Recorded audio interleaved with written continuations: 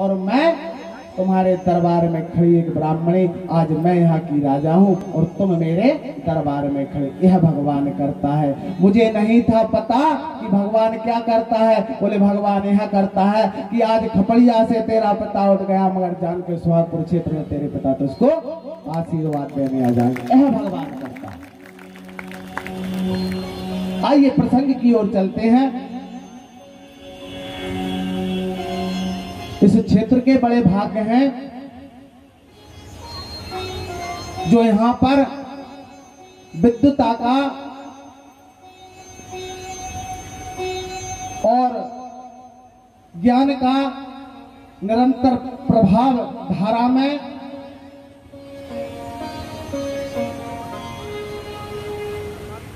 कई कार्य धार्मिक क्षेत्र के होते हैं और उनका सब कार्य करने का आश्रय पूज्य पिताश्री पर है।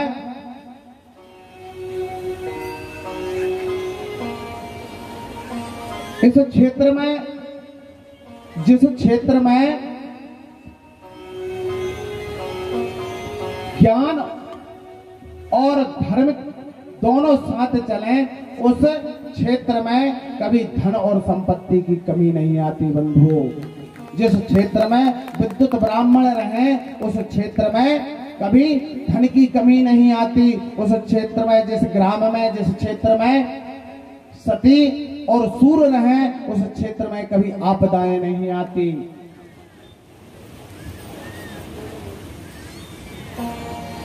इन्हीं ध्रुव महाराज के वंश में आगे चलते हैं। महाराज बैन हुए जो अति अभिमानी थे। देवकार ब्राह्मणों के हमेशा निंदा किया करते थे। एक बात सत्यतः बताऊं,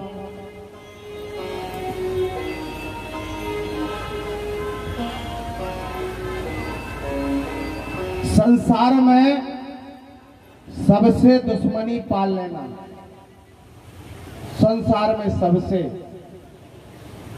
पर किसी ब्राह्मण से शत्रुता मत निभाना। क्यों? ब्राह्मण कर तो कुछ नहीं सकता। क्यों? ब्राह्मण एक देवता है और देवता कभी दुष्टता का कार्य नहीं करते। परंतु इतना ध्यान रखना कि जब वह देवता अपने ज्ञान को और बुद्धिमत्ता से ऐसा फंसाएगा कि 7 जन्म निकल पाए, 7 जन्म उत्पन्न हो जाओगे पर उस फंदा से नहीं निकल पाओगे। ब्राह्मण लड़ता नहीं। और संसार में इंद्र के वज्र से बच सकते हो, भगवान शंकर के शूल से बच सकते हो, सुदर्शन चक्र से बच सकते हो और काल के दंड से बच सकते हो। परंतु ब्राह्मण के क्रोध के अंदर अगर आपने कोई दुष्कर्म कर दिया तो संसार में कोई बचाने वाला नहीं है, जलकर राख हो जाओगे।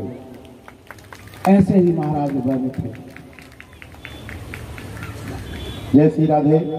जैसा कि सब जानते हैं कि जब भी कोई हमारे बीच में पधारते हैं वो स्वयं भगवान होते हैं, क्योंकि नेक कर्मों से इंसान महान होते हैं। जहां में साबित ईमान बड़े होते हैं और भूलना नहीं, किसी के एहसान बड़े होते हैं, क्योंकि जो भी यहाँ पर पधारे हैं स्वयं भगवान होते हैं, स्वयं भगवान होते हैं।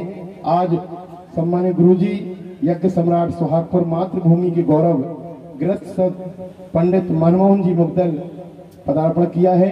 इनके सम्मान के लिए, इनसे आशीर्वाद प्राप्त करने के लिए मैं हमारे कुशवाहा लवकुश फ्रेंड्स क्लब के सभी पदाधिकारी और सम्मानीय हमारे कुशवाहा समाज के श्री बसंत कपरिया जी राष्ट्रपति पुरस्कार प्राप्त सम्मानीय बाबूलाल जी ठेकेदार कुशवाहा समाज अध्यक्ष श्री बाबूलाल जी जर्रन मुख्य यजमान और हमारे नर्मदा भैया कुशवाहा जी समस्त हमारे जो कि लवकुश फ्रेंड्स क्लब के सभी सदस्य उनको लेकर आए और हमारे गुरुजी महाराज का पूजन करें। श्रीमन नारायण नारायण नारायण, श्रीमन नारायण नारायण नारायण,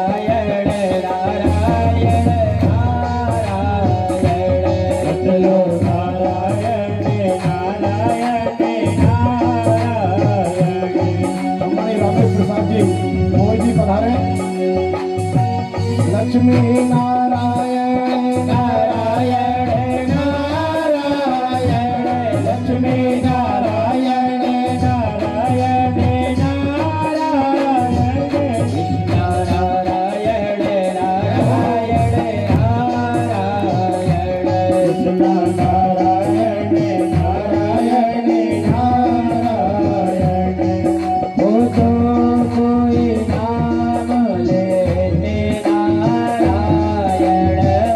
जो कोई नाम लेते नारायण हो तो कोई नाम लेते नारायण जो कोई नाम लेते नारायण हो भवसागर से नारायण राम जी भवसागर से नारायण एक बार दोनों हाथ ऊपर उठाइए और तालियों की सेवा करते हुए मेरे साथ कहना है क्या ओ भजमन नारायण नारायण नारायण भजमन नारायण नारायण नारायण भजमन नारायण नारायण नारायण लक्ष्मी नारायण नारायण नारायण ओ भजे अनुराग लड़े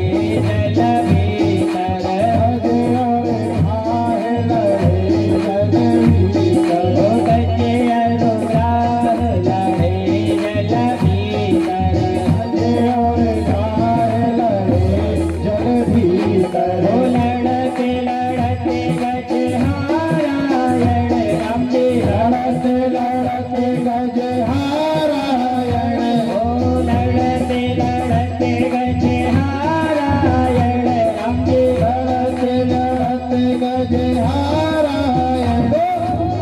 नारायण नारायण नारायण नारायण नारायण नारायण नारायण भजलो नारायण नारायण नारायण भजलो नारायण नारायण नारायण बोलो नारायण नारायण हो बोलो नारायण नारायण नारायण बोलो नारायण नारायण नारायण बोलो नारायण नारायण नारायण बोलिए लक्ष्मी नारायण भगवान की जय श्रीमद् भागवत महापुराण की जय जय जय श्री राधे श्याम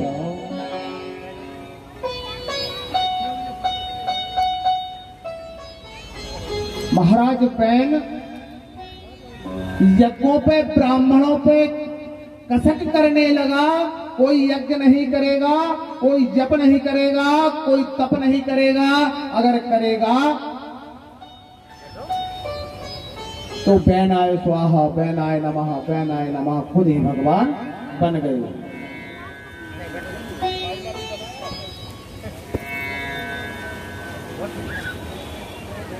आज भी यही विडंबना है।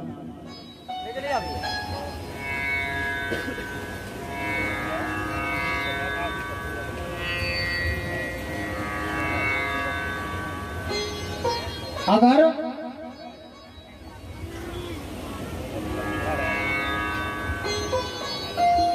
सत्संग की बात की जाए तो महान से महान संत और महान से महान कवि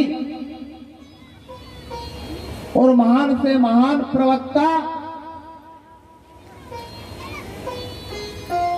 ग्राम में पधार जाए तो 100 बार अनाउंस करना पड़ता है कि आइए समस्त ग्रामवासी, समस्त धर्म प्रेमी बंधु, समस्त कथा अनुरागी, हमारे ग्राम में फला फला कार्यक्रम 1 बजे से प्रारंभ होने जा रहा है। तो कृपया करबद्ध प्रार्थना है कि आप सब लोग पधार कर इस धर्म में कार्य में शामिल होकर अपने पुण्य के भागीदारी बनो। क्यों भैया, पुण्य आप लोगे वो क्यों चिल्लाए? और अगर पता चल जाए कि सीएम साहब के जहाँ आ रहे तो आज तक कोई ने बोला हुआ नहीं दो भैया के यार सीएम साहब आ रहा है, बिना बताए पूरे गांव के मेड़ी बच्चा के आने के खड़े हो गए। धर्म के क्षेत्र में इतना नीचा क्यों? राजनीति में इतना बढ़ापा? राजनीति छोड़ो, अगर नचने गाने वाले आ जाएं तो सारा गांव एकत्रित खड़ा हो जाएगा। धर्म इतने पीछे क्यों? जिस धर्म के माध्यम से हम चल रहे हैं, जिस धर्म पर रहकर हम भोजन पा रहे हैं, श्वास ले रहे हैं, उस धर्म को इतना पीछे हमने क्यों किया? बात कुछ समझ में नहीं आ रही। डॉक्टर के यहाँ आप लोग जाओगे, हाथ देखने के फीस पहले ही 500 रुपए हो गई। अगर किसी ज्योतिषी के पास चले गए और अगर उसने 100 रुपए का कह दिया कि मेरी कुंडली देखने का मात्र 100 रुपए फीस है, इतने में सारे ग्राम के लोग क्या कहेंगे? बोले फला फला ब्राह्मण बहुत लोभी है, उसने बोर्ड लगा दिया 100 रुपए मेरी फीस है। कभी डॉक्टर से कहा कि तेरी 500 रुपए फीस से बहल हो गई है? धर्म के क्षेत्र में ये बातें क्यों?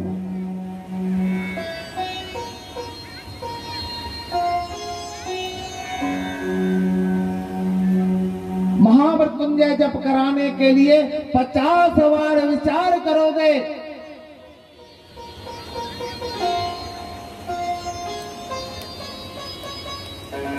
और किसी अस्पताल में जाने के लिए एक भी बार विचार नहीं किया कि यार सर दुख रहा है, हो सकता है थोड़ी सी मानसिक तनाव हो गया हो या थोड़ी सी परेशानी गैस बन गई हो, थोड़ा जलपान कर लें, नींबू पानी पीकर मिटा लें, पर नहीं, इतना दर्द सहन करने की शक्ति तो शरीर में है ही नहीं।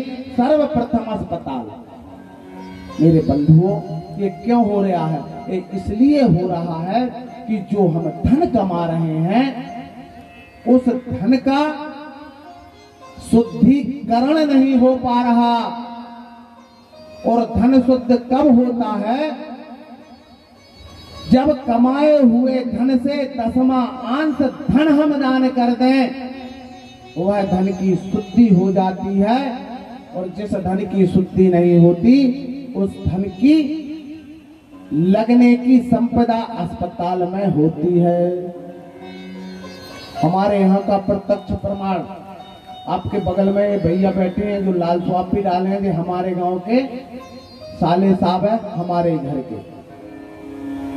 हमारे ग्राम में एक परशुराम नाम का चौहान है पिताजी, वो प्रतिवर्ष भगवान श्री गणेश का मात्र यज्ञ करवाता, उसका आचार में रहता हूँ। ये बालक सब उसी में रहते हैं। उसके घर में 4 भाई हैं, 4 भाइयों में 18 बच्चे हैं, 4 बेटियां हैं।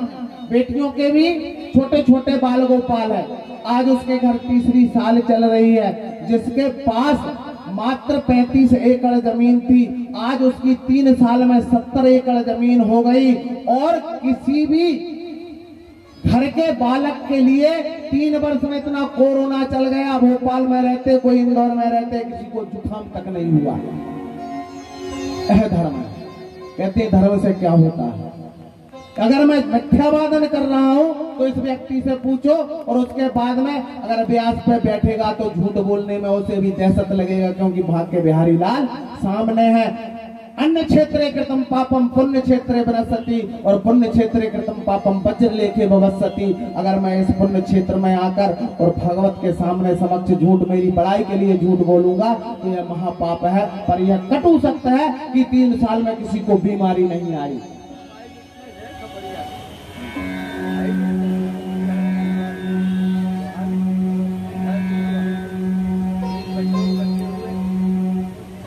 जिनके घर में संतान नहीं थी उनकी बात भी बता रहे हैं। हमारे यहाँ विशाल सिंह चौहान है, उनके यहाँ संतान नहीं थी।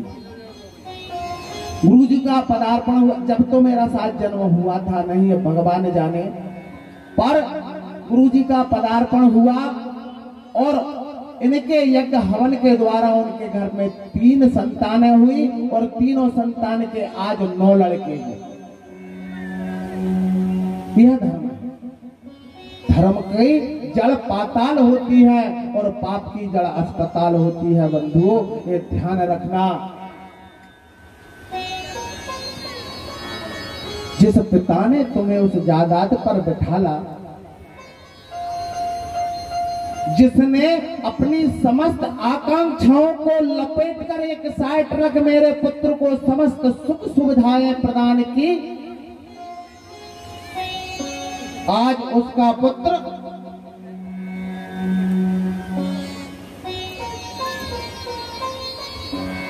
अगर 5 रुपए वह दान लेने के लिए मांगता है तो पुत्र कहता है कि अभी सैलरी नहीं आई। अगर चश्मा का कांच फूट जाए तो बहू कहती है बच्चों की फीस भरा गई, अभी सैलरी नहीं आई।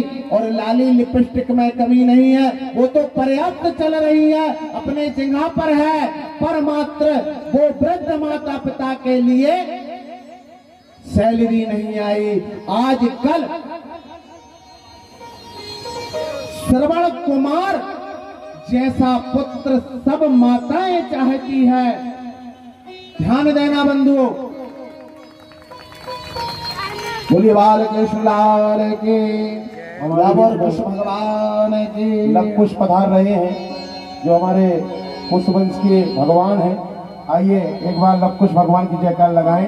बोल लव कुश भगवान की जय हो, सियावर रामचंद्र भगवान की जय हो। आज मंच पर ले आए।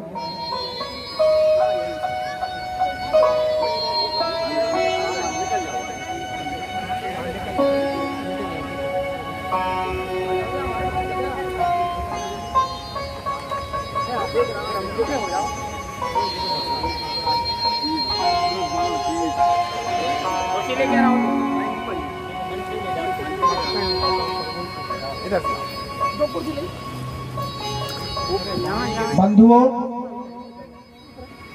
हर माता हर पिता अपनी, हर माँ अपनी कूख से श्रवण कुमार का जन्म देना चाहती है। हर माता अपने कूख से श्रवण कुमार का जन्म देना चाहती है, पर वह यह नहीं कहती,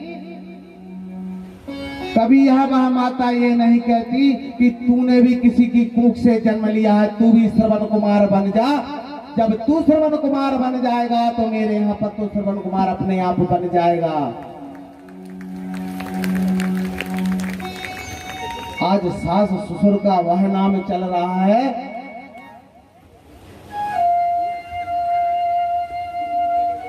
यथावत एक बात बिल्कुल सत्य घटना बताऊं।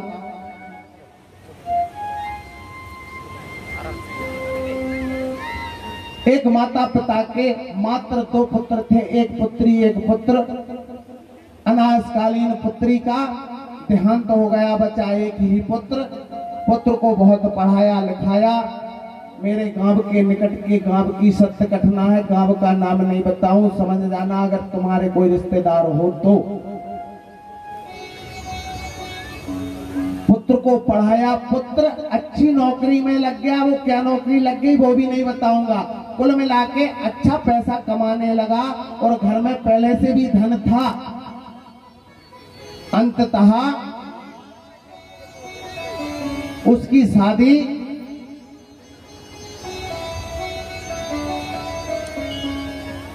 एक बड़े शहर में हो गई जो भोपाल से आगे है, वो भी नहीं बताऊंगा, इतने में समझ जाना। वहां की कन्या आई और वो बहुत पढ़ी लिखी थी। उस कन्या के व्यवहार ये हुए कि एक कमरे में उन सास ससुर को 18 वर्ष तक रखा। बंधुओं, पड़ोस में तक जाने नहीं दिया। अंततः वे घुट घुट कर ससुर के तो प्राणांत हो गए। आज माताजी हैं तो माताजी एक कटिया पे हैं, उनके लिए उन सदपुत्र ने, श्रवण कुमार ने, आजकल का कलयुग के श्रवण कुमार ने एक दाई लगा रखी है जो सेवा कर रही है, और उन श्रवण कुमार की परम प्रिय श्रवणी जी जो है वह कार में घूमती हैं और सास की तरफ चेहरा भी नहीं करती। यही है आज का श्रवण कुमार।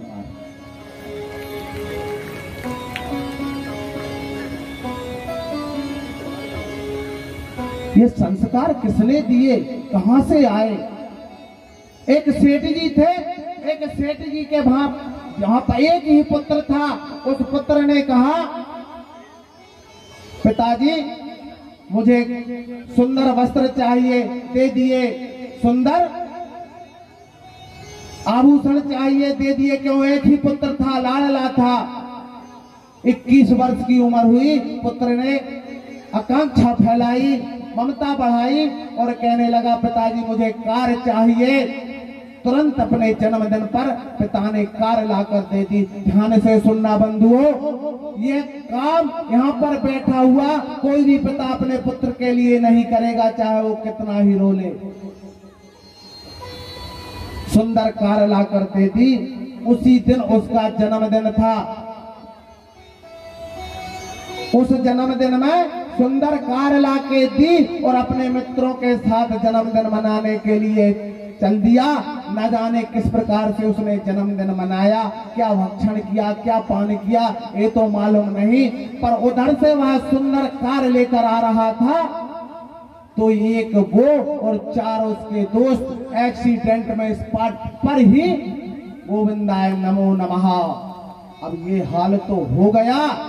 बात ये सुनो कि उस पुत्र ने क्या कहा। एक ही पुत्र जिस पिता का, और वह समाप्त हो जाए।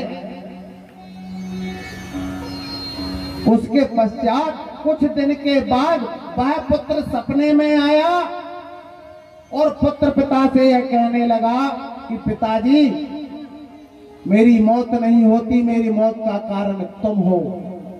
पिता का हृदय फट गया और पिता कहने लगा, बेटा मैंने संसार के मेरे सुखों को त्याग कर तेरे लिए सुख ढूंढे। बोले पिताजी मैं तो उस समय बालक था, हट करना मेरा धर्म था, पर जिस समय मुझे संस्कार की जरूरत थी उस समय जब मैंने तुमसे कार मांगी तो तुम्हें देर नहीं करी और कार ला कर दे दी। और अगर वो कार ना देकर मुझे संस्कार दे देते तो आज मैं तुम्हारे सामने होता, तुम पिता वियोग से आज लिप्त नहीं होते और आज मेरी मृत्यु नहीं होती। यह वास्तव में की बात है। बालक किसी भी प्रकार की चेष्टा कर सकता है, पर बालक के मुंह में इतना नहीं फंसना चाहिए कि जिससे उसकी दुर्गति हो जाए। 5 वर्षस्य ताड़ेति 10 वर्षस्य 5 वर्षस्य लाड़ेति 6 वर्षस्य ताड़ेति 61 वर्षस्य मित्रम लभेत। 5 वर्ष तक प्रेम करो, 10वें वर्ष ताड़ ना दे दो और 16वें वर्ष में मित्र के समान उसे शिक्षा लो और दो। अरे मैया, तुम्हें जैसी मैयों मदान शाह ने अपने पुत्र को स्तन पान कराते कराते ब्रह्म ज्ञानी बना दिया था, तो तुम ही इस धरा की माता हो, एक आदमी ज्ञानी ऐसे बना दो कि जी आज के बाद में ऐसे दुष्कर्म ना करें और धर्म की ध्वजा को पकड़कर अपने माता पिता को चीनते रहें, अपने माता पिता के कर्तव्यों को जानते रहें। क्योंकि माता बैरी पिता शत्रु जो दबालो न पाठिता, ना शोभते सभा मध्य हंस मध्य बको यथा। बगुला और हंस एक समान रहता है बंधुओं, मानव एक समान रहता है, पर बगला में गुण अलग है और हंस में गुण अलग है। हंस को दूध और जल मिलाकर रख दो तो वह जल का त्याग कर देगा, दुग्ध का पान कर लेगा। यह हंस की परिभाषा है। और बगला को अगर तालाब के किनारे बिठा दिया जाए तो बगला ध्यान में लगेगा। तो ऐसा बड़ा संत बैठा है और ज्यों हुई मछली सामने आई और उसे गट्ट कर लेगा। यह दुष्प्रभाव होता है जिस बालक के अंदर ज्ञान नहीं होता। मनुष्य तो एक है पर ज्ञान उसमें, संस्कार उसमें परिपक्व होना चाहिए। आजकल हमारी संस्कृति संस्कार से विहीन होती चली जा रही है। वह संस्कार लुप्त होते चले जा रहे हैं। जहां पर राम कृष्ण की धुआई खिंचती थी, आज वहां फिल्मी एक्टरों के नाम बखाने जा रहे हैं। पूछो इन नवयुवकों से कि रावण कौन का पुत्र था, किसका नाती था, एक भी नहीं बता पाएगा। और इन बालकों से पूछ लो कभी तक बच्चन के पिता का क्या नाम था, अब भी गूगल खोल के बताते हैं कि जय, अभी बताएंगे। क्यों? क्योंकि संस्कृति बदला रही है। आजकल अगर समस्त पिता, समस्त वृद्ध माता पिता हर घर में रामायण का प्रचार कर दे, हर घर में रामायण खोल दे फिर से, तो सभी के लिए भगवान राम के चरित्रों का पता चल जाएगा। और जब चरित्रों का पता चलेगा भगवान राम के, तो राम ने किस प्रकार से प्रातः काल उठे, किस प्रकार से गुरु की पूजा की, किस प्रकार से माता पिता का धन्यवाद किया, ऐसे सारे लक्षण हमारे बिन पुत्रों में आ जाएंगे। अगर हर घर में रामचरितमानस का प्रसार हो जाए तो हर बालक राम बन जाएगा, हर माता पिता दशरथ और कौशल्या बन जाएंगे। रामायण का प्रसार करो जितना भी हो सके।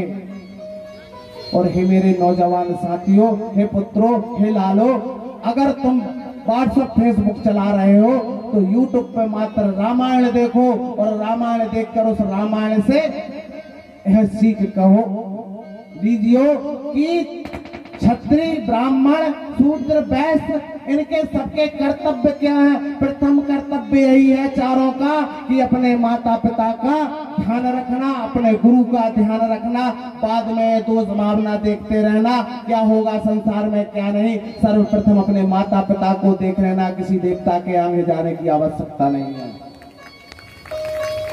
जिस घर में माता और पिता अगर एक भी आंसू निकाल दिया, समझ लो संसार के समस्त देवताओं के हृदय में वज्रपात हो गया।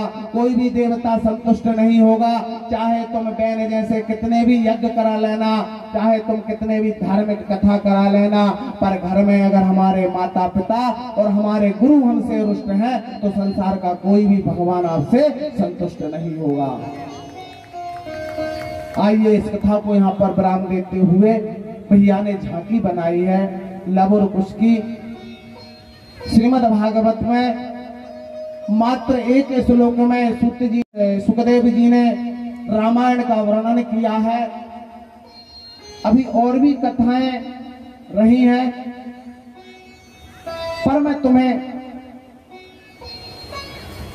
अगर गुरु जी का आदेश हो, क्योंकि पुनः फिर रामायण कल होगी, क्योंकि मर्यादा पुरुषोत्तम भगवान का जब तक जन्म नहीं होगा, जब तक मर्यादा पुरुषोत्तम की लीलाओं का गुणगान नहीं करेंगे, हम लीला भगवान श्री कृष्ण की लीलाओं का आनंद नहीं ले सकते। इसलिए जो आज झांकी बनी लव और कुश की, यह वही सूर्य वंश के राजकुमार हैं। संक्षिप्त में कथा, महाराज दशरथ के 4 पुत्र थे। 4 पुत्रों में सर्वश्रेष्ठ भगवान राम थे। और राम के 2 कुमार उत्पन्न हुए, तो कुमार तो एक ही उत्पन्न हुआ था। आइए यह कथा श्रवण कीजिए। भगवान राम समस्त राक्षसों से लोहा लेकर जीतकर अपनी भारी आशा समस्त बंधुओं से अयोध्या में आ गए। अयोध्या में आकर नाना प्रकार से गीत गान हुआ। उसके पश्चात कुछ दिनों के बाद फिर काली मां अयोध्या के ऊपर छाई और किन्हीं दुर्विचार के दुर्मुख बुद्धिमान, क्योंकि एक बात आपको बताऊं कि तजियो बलराम अजान की संगत, तजियो बलराम अजान की संगत, पूरे से दूर सदा रहियो, पर नारी से नेह को चाल की संगत और बातें गमारों से न करियो। और पहले के नाथ तुरंग के बाग के हाथी के अंकुश दहलहियो और यही बात के ऊपर ख्याल करो कि लगारे की जीव को का कहियो। आज माता जगत जननी के ऊपर उस धर्म क्षेत्र के महाराज दशरथ के राज्य में चक्रवर्ती राजा के यहाँ एक धोबी की बातों में लगकर आज भगवान ने कि मेरी प्रजा दुखी ना हो जाए और मां जगत जननी पर लालछन लगा दिया। उस लालछन के कारण भगवान ने, जबकि था नहीं, सर्वथा असत्य था। अरे अग्नि को क्या मजाल की पतंगा छूले, जो पतंगा पास जाएगा जलकर भस्म हो जाएगा। तो भगवती ब्रह्मा जगत जननी मां लक्ष्मी जी को अगर दुष्प्रभाव से रावण धक्का भी लगा लेता तो राम की आवश्यकता ही नहीं पड़ती, वह छूते समस्त राख हो जाता। उन विचारों को भगवान राम ने अपनी राज्यता में किसी प्रकार का दुष्प्रभाव ना फैले, इसलिए, जबकि कारण तो बंधु दूसरा था, सीता का वियोग। किसी दिन रामचरित पर चर्चा होगी। अगर पिताजी की कृपा हुई, मानव सम्मेलन करवाते हैं और इस दास को मौका दिया 2 घंटे का, तो प्रथम चरित्र मैं यही सुनाऊंगा तुम्हें कि सीता जी का भगवान राम ने सीता जी का त्याग किया है या मां भगवती ने राम का त्याग किया था।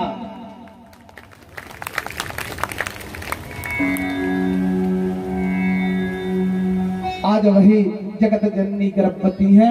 भगवान राम ने उनको वन में छोड़ दिया, लक्ष्मण जी द्वारा गए।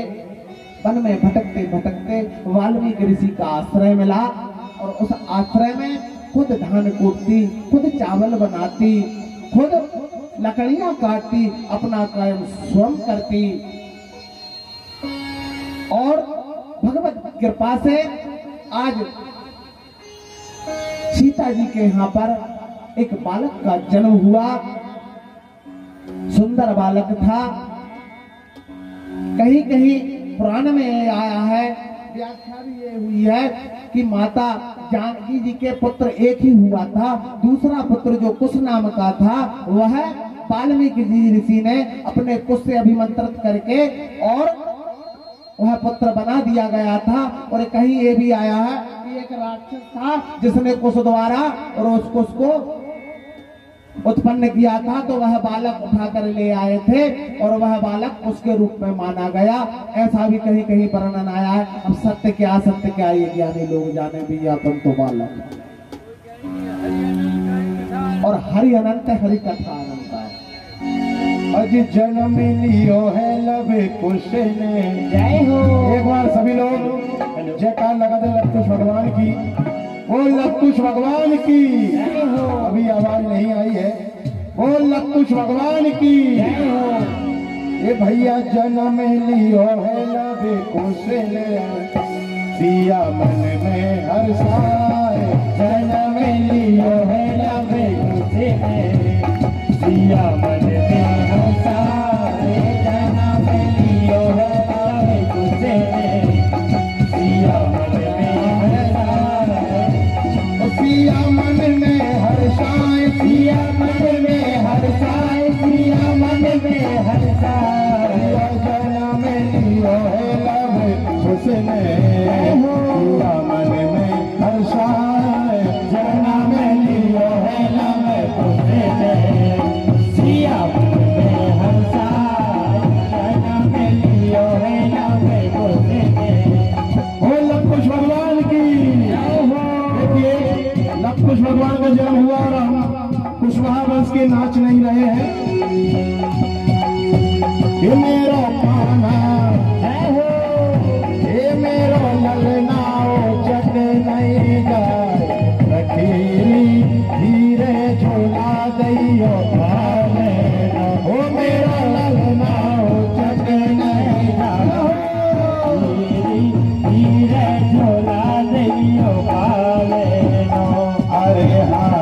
सखी धीरे झोला दैयो पाले नो हरी हरी सखी धीरे झोला दैयो पाले ये मेरा ललना ये लकुस ललना ये लकुस ललना उछले नहीं जाए सखी धीरे झोला दैयो पाले नो ओ लकुस ललना उछले नहीं जाए धीरे झोला दैयो पाले नो भैया जन्म भयो है लग उसको सिया मन में हर्षाए जन्म भयो है लग उसको सिया मन में हर्षाए जन्म भयो है लग उसको ये भैया धन्य भागे हैं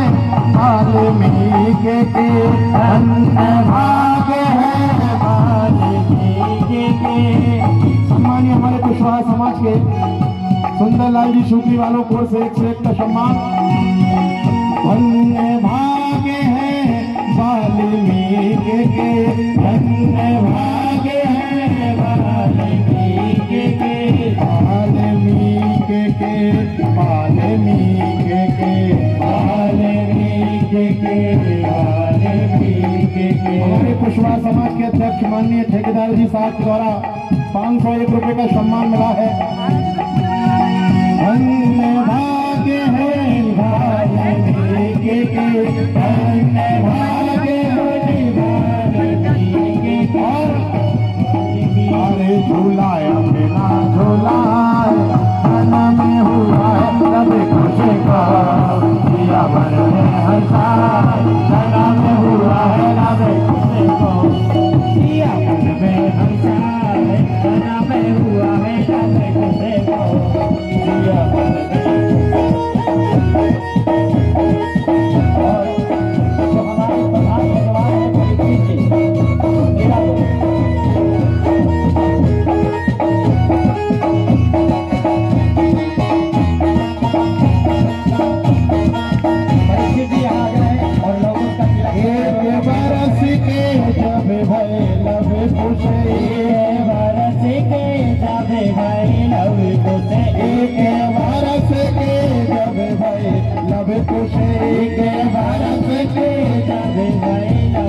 अरे जबे भाई लब कुछ जबे भाई लब कुछ जबे भाई लबे और ये धनुष ले लय है ये धनुष ले लय है सिया मन में हर्षा जना में लगा है लबे कुछ को सिया मन में हर्षा जना में हुआ है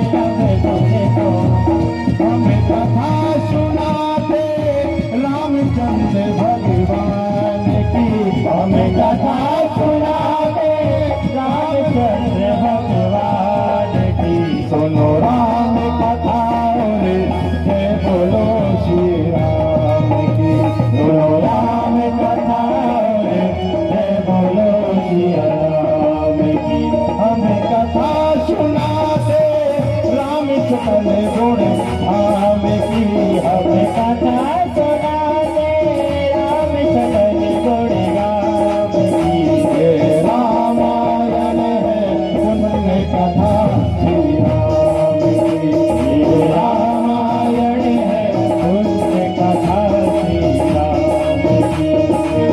जम्मू के भारत आर्यावर्ते भारत वर्ष एक नगरी है साथ अयोध्या नाम की यही जन्म भूमि है परम पूज्य श्री राम की यही जन्म भूमि है परम पूज्य श्री राम की दोनों राम कथा जय बोलो श्री राम की दोनों राम कथा जय बोलो श्री राम की। श्री राम जय राम जय जय राम श्री राम जय जय राम श्री राम जय राम जय जय राम श्री राम जय राम जय जय राम श्री राम जय राम जय जय राम श्री राम जय राम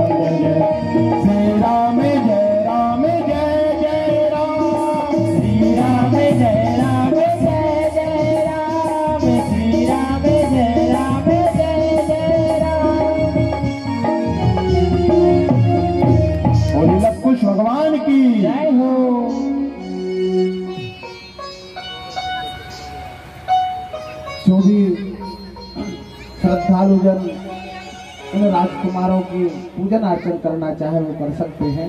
आइए कथा श्रवण कीजिए।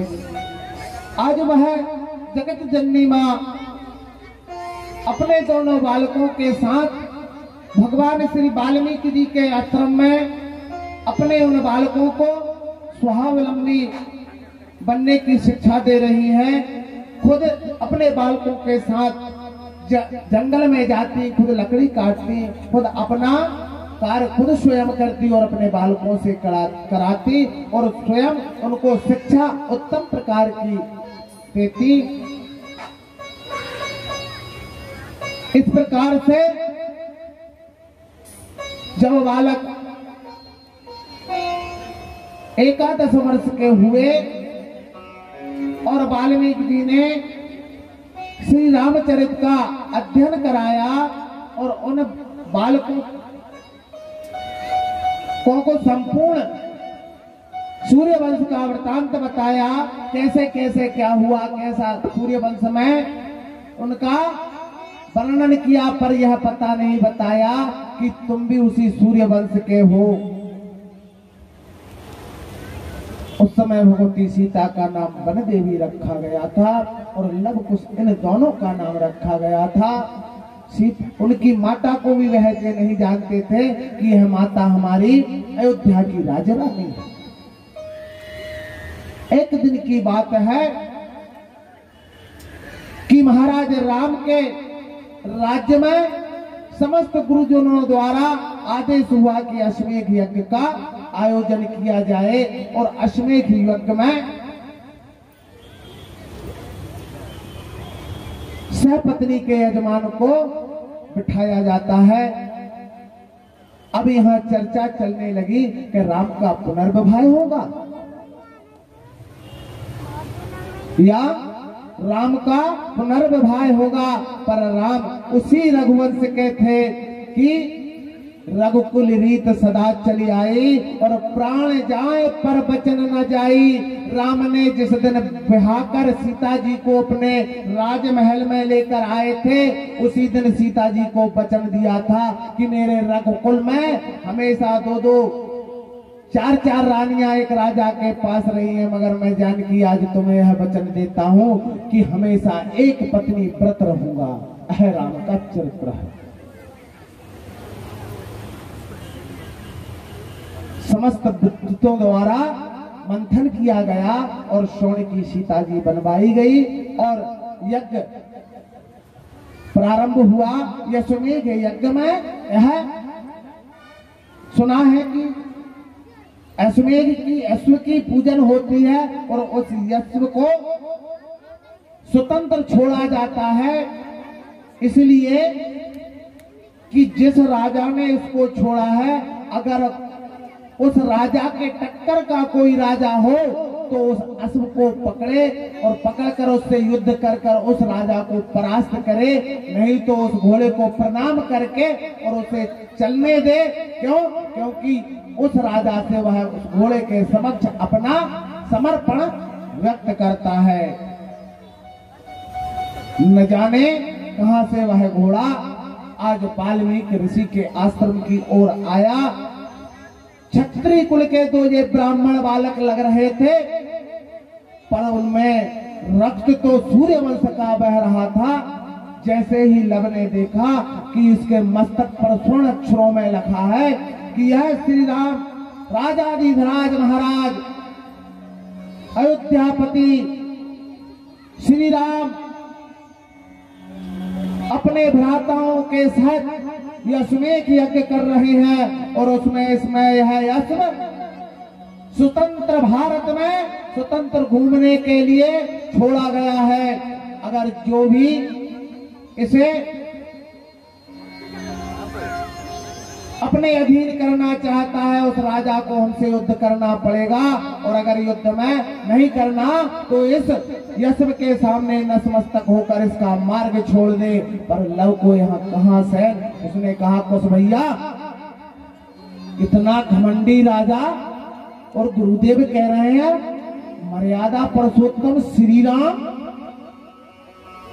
कि ये बताओ इस धरा पर इनसे बड़ा धनुर्धर कोई है ही नहीं। क्यों ना भैया, 2 कार्य हो जाएंगे। बोले क्या? बोले आपके मन में इच्छा लगी है कि महाराज राम से मिलना है, और ये भी पता चल जाएगा कि अयोध्या के राजाओं में कितना बल है। बोले कुछ कह तो सही रहा है, तो क्यों ना बांध ले। बोले हाँ। दोनों भ्राताओं ने अश्व को पकड़ लिया और जो जितनी सेना थी उसको परास्त कर भगा दिया, किसी को मूर्छित कर दिया। कुछ बचे जाकर कहा, हे राजन, 2 ऋषि कुमारों ने अश्व को पकड़ा है और सारी अयोध्या की सेना पर भारी पड़ गए।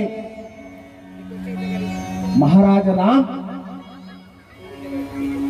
मन में विचार किया कि ऐसे राजकुमार कौन हो, ऐसे ऋषि कुमार कौन होंगे। समस्त भ्रातागण आए, शत्रुघ्न आए, लक्ष्मण आए, भरत आए, और भी जो सुवट थे, जो महावीर थे, सब आए। सभी को परास्त कर लव और कुश ने भेज दिया। और बस एक ही बात कहते थे, क्या तुम राम हो? बोले नहीं, हम उनके भ्राता हैं। तो बोले भ्राता से हमें कोई बात नहीं करना, तुम लौट जाओ, राम आएंगे, हम अश्व खुद दे देंगे।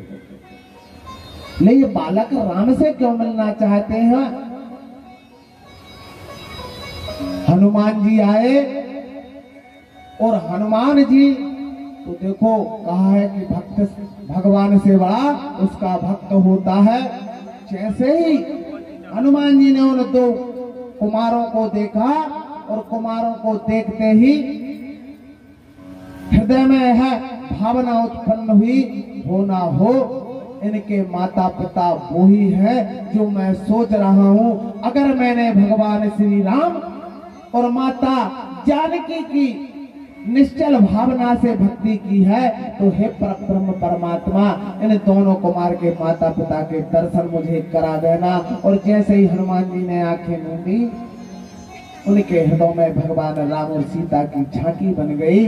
तुरंत हनुमान जी समझ गए कि आज लड़ाई टक्कर की होना है, आज भगवान का बाल स्वरूप है, इधर अंश वही है। उन कुमारों के हाथों आज महावीर महाकाल, जो ब्रह्म अस्त्र को भी तोड़ना जानते हैं, जो महाप्रतापी रावण के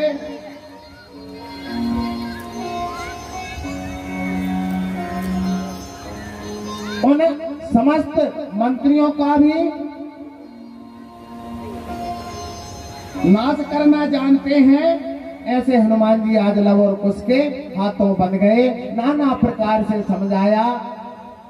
भगवान राम आए, राम के साथ युद्ध के लिए तैयार हो गए, परंतु जैसे ही राम के साथ युद्ध तैयार हुए, वाल्मीकि ऋषि आ गए और वाल्मीकि जी ने बताया, अरे बालको, ये तुम्हारे राजा हैं और राजा सभी के पिता होते हैं, और पिता के सामने पुत्र धनुष बाण नहीं उठाता। तब राम ने कहा, आखिर तुमने राम को याद क्यों किया? तब लव ने कहा, मुझे राम से कुछ 3 प्रश्न करने थे कि आखिर आप चक्रवर्ती राजा हैं, दानवीर हैं, बुद्धिमान हैं, तो भगवती सीता को वनवास क्यों दिया? मात्र एक ही प्रश्न किया। तब राम कहने लगे कि तुम अयोध्या में आना और मैं तुम्हें उसका सारा वृत्तांत वहीं पर बताऊंगा, कुछ प्रश्न देने के योग्य नहीं होते। बालक अयोध्या में गए, राम चर्चा सुनाई। मैं इस चर्चा को यहीं भगवान श्री बांके बिहारी लाल के चरणों में समर्पित कर पूज्य पिताजी से आग्रह करता हूं कि इस सभा में